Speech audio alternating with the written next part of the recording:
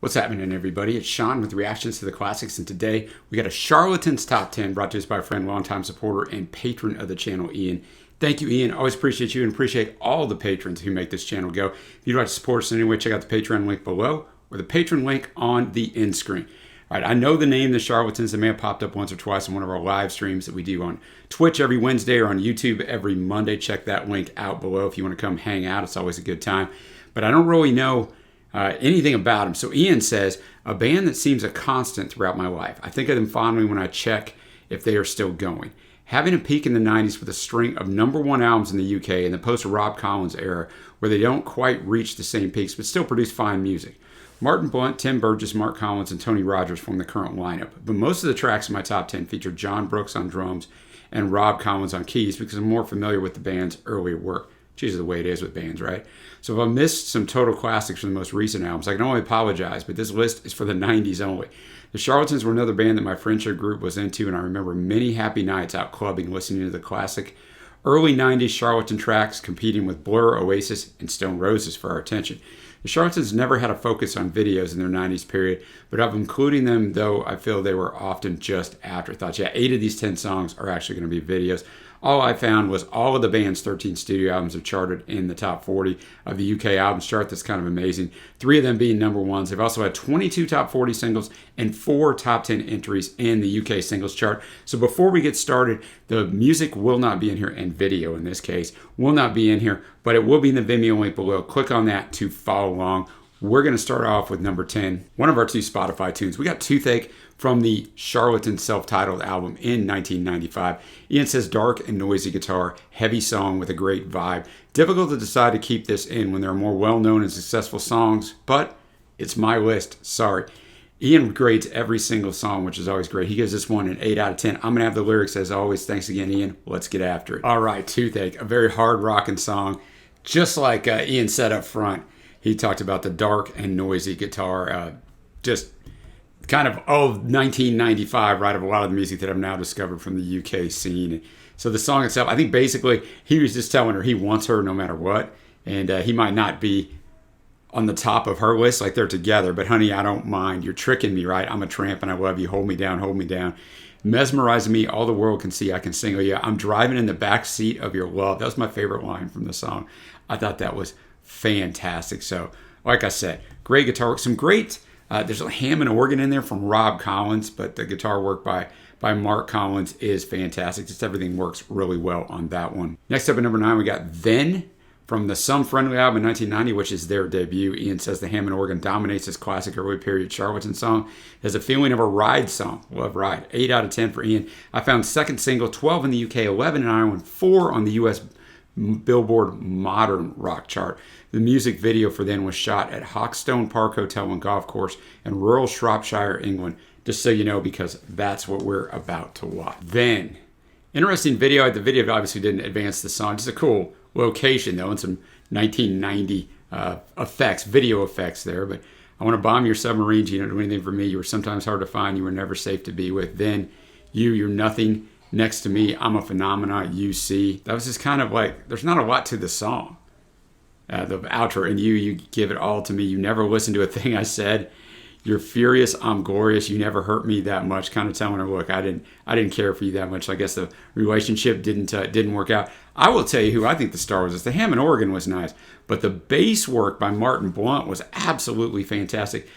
Tim Burgess's lyrics were a little hard to hear, right? His vocals was kind of mixed in that 1990 to 1993 range where sometimes those lyrics were buried a little bit. So I could hear him and I had a pleasant sound, but it was a different kind of mix. Now we'll actually go back to Spotify for our last track on Spotify, Crashing In from the Charlatans album again in 1995. Iain says the first single from the 95 album, The Charlatans, was the start of a 2-year success run on the back of the Britpop peak and made it to number 31 on the UK charts.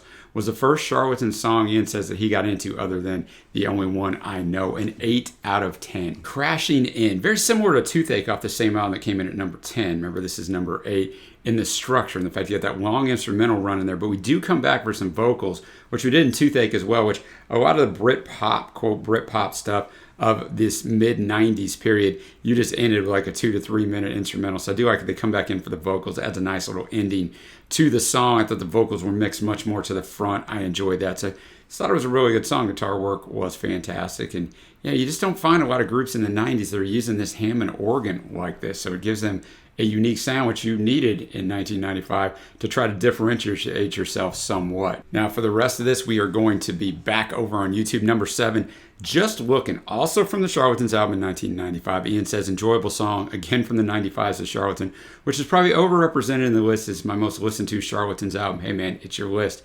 Second single from the album, which went to 32 on the UK charts. All right, Just Lookin', I think a song that was basically about just putting your cares to the side, right? Having a good time, talking about walking around with his hands in his hair because he doesn't care. I thought John Brooks, the drummer, gets a nice little spotlight. It starts in his eye, it ends in his eye, and then Tim's just walking around, right? He starts out in the top hat and the concert footage at the start and the beginning, and then he's just walking around this area, almost like a tunnel-like area. He's crouching down next to some doll furniture, getting the hands up in the air in the part where they talk about that. So just a really good sounding song. Next up, we have How High from the Telling Stories album in 1997. Iain says How High was the band at their commercial peak. The Telling Stories album was their most successful, and this single hit the charts at number 6 in the UK and was their third top 10 single in a row. Wow. I found it includes the final contributions of founder, member, and keyboard player Rob Collins, who died in a car accident midway through recording of this album. How High. Lyrically, I'm not really sure what this song's about. I think he's pledging his love to this girl, but it's got all these different things. Oh, I can kiss the sun, run a minute mile while you hitchhike. Love shines a light. I'll be a winner's cup, and I'm looking for the one who cut you up. You're not having me. You know the skies are mean, and I'm hoping for a way to free you. And then later on, hang on to your hopes, my darling. Don't let it slip away in the hand that holds you, keeps you warm, and helps you live today. So I don't know what that's about. The video is interesting because, as Iain said, they seem like afterthoughts, yet they spend a little more work than just put you on a soundstage and let you film it, right? They're out in this forest and a lot of different visual effects. Of course, we got the bird being the central focus. It's like they go halfway in on the video. They don't advance the story, but they don't just mail it in on a soundstage. So I guess that's what you do when you got a mid-level budget, but I enjoyed that one. We are halfway through. We're going to stay in the Telling Stories album in 1997 with North Country Boy.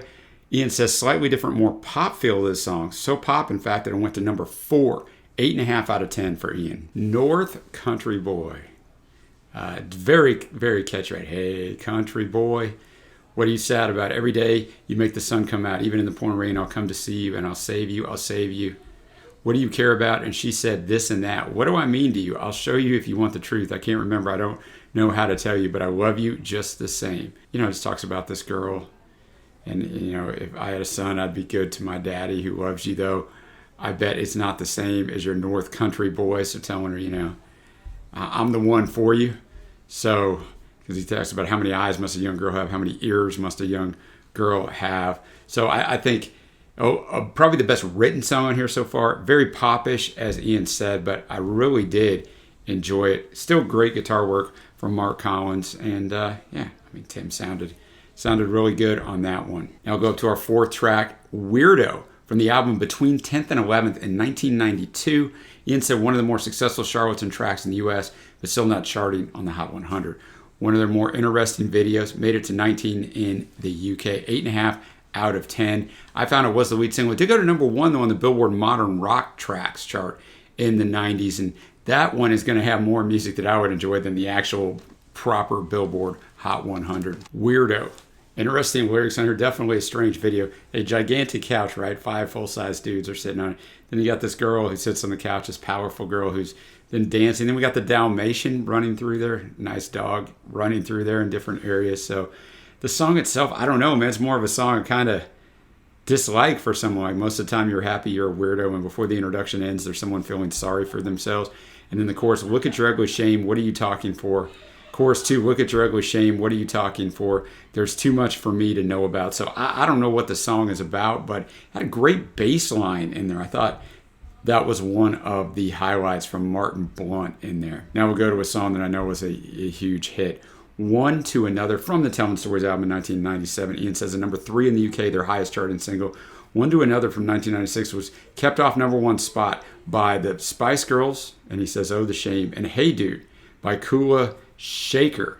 a great song, which we actually just featured on a song battle that we called him Kula Shakur, but one of our community members let us know it's Kula Shaker. He says 8.5 out of 10. Iain rates it.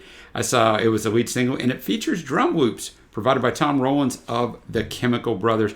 Was a silver single. That's 200,000 sales in the UK. All right, one to another. Just a fantastic song. And we do have this up on a song battle with another Charlatans song, the only Charlatans video we have up. But it's about love, right? He's got love for this girl, although he might not always have her, because he says, love, I adore you, always looking for you and wherever.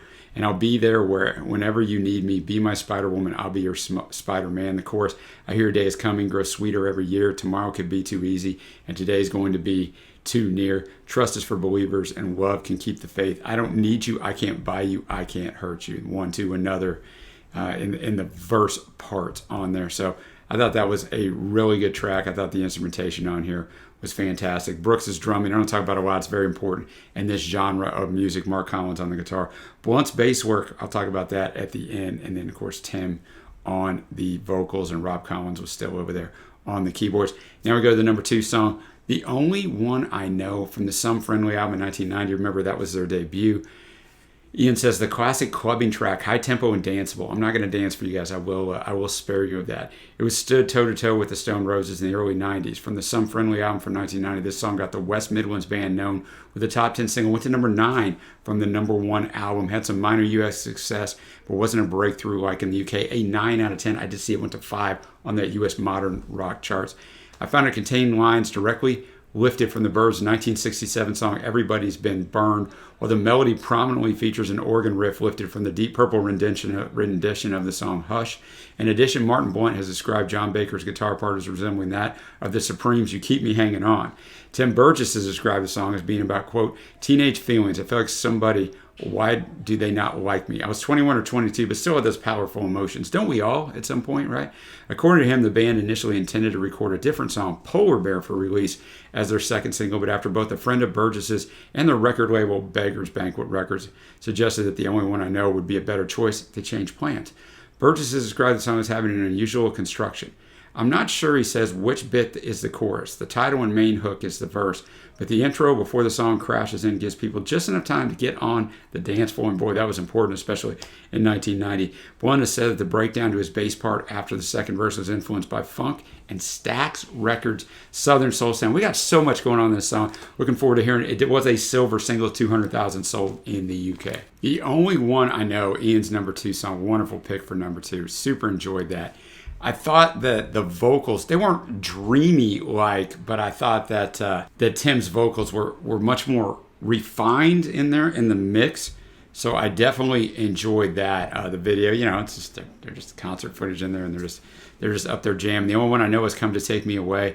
The only one I know is Mine When She Stitches Me. The only one I see has found an aching in me. The only one I see has turned her tongue into me. Everyone has been burned before. Everybody knows the pain.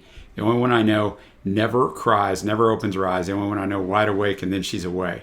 She's mine when she walks down the street, has carved her way into me. Everyone has been burned. Everyone knows the pain. So did she leave him? I don't know, but he only has eyes for one person. But that was a really good song. And now drum roll, please. From the Charlatans album 1995, we have Just When You're Thinking Things Over. Iain says from the 95 album, The Charlatans, Mick Jagger would be proud of this swaggering song, delivered with gusto and trademark organ kicking in for the chorus.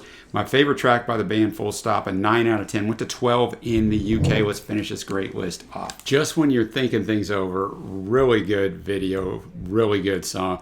Tim's dressed dapper. Love what he's got on, the black pinstripe, the vest, man, looking sharp. I think they're kind of playing up a little gangster, a little organized crime. But just like when you're thinking things over and you need a set of vows and all your friends seem disappointed to see the sun going down, and when the sweetness you're saying is all the sweetness you doubt, I'm coming home. You look good when your heart is on fire. It's a matter of taste. Yeah, you do it right if you don't follow the line. Find of the sun.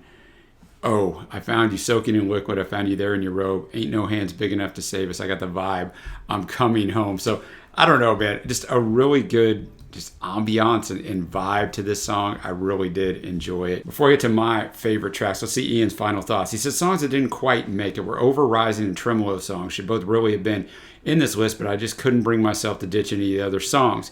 It's so hard, and this is just the 90s track. Forever is a Beatles-inspired track, and My Beautiful Friend from the very good 1999 Us and Us Only album are great, and it's ridiculous they don't get a spot. Another band that seemed to have skipped you chaps in the U.S. for sure, man. Taken as a whole, I think the Charlatans are a conventional rock band that were slow burners. They were producing great music and are still headlining act even 25 years later. Not quite up there with Blur, Pulp, Oasis, and the Stone Roses, but they're still going and haven't burnt out. It's funny you said that because it's exactly what my thoughts are going to be. They're not quite to that level of those four previous bands. That's who I was going to mention.